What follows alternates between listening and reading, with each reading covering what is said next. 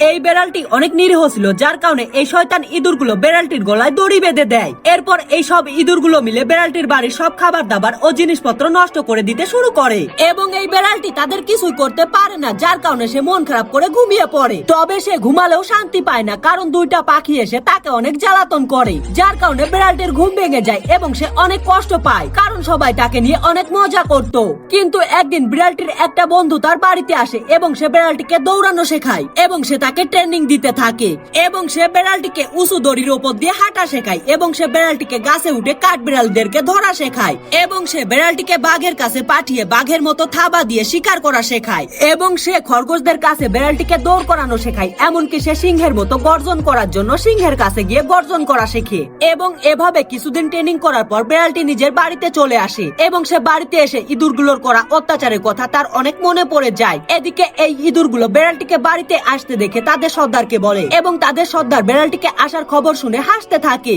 এবং সে বেড়ালটিকে পেটানোর জন্য সাহস নিয়ে এগিয়ে যেতে শুরু করে এবং তারা সবাই মিলে বেড়ালটির সঙ্গে মজা নিতে গেলে বেড়ালটি তাদের উপর আক্রমণ করে দেয় এবং এই বেড়ালটি বাঘেদের মতো থাবা দিয়ে ইঁদুরদেরকে শিকার করতে শুরু করে, যার কারণে এই সব ইঁদুরগুলো অনেক বেশি ভয় পেয়ে যায় এবং তারা ভয় পেয়ে গর্তে পালিয়ে যেতে গেলে এই বেড়ালটি ইঁদুরগুলোর গর্তগুলোকেও বন্ধ করে দেয় এবং সে এই ইঁদুরগুলোকে ইচ্ছা মতো পিটিয়ে শেষ করে প্রতিশোধ নেয় এবং এই বেড়ালটির এমন আচরণ দেখে বেড়ালটির বাড়িতে বাসা বাঁধা পাখিরাও অনেক বেশি ভয় পেয়ে লুকিয়ে যায়।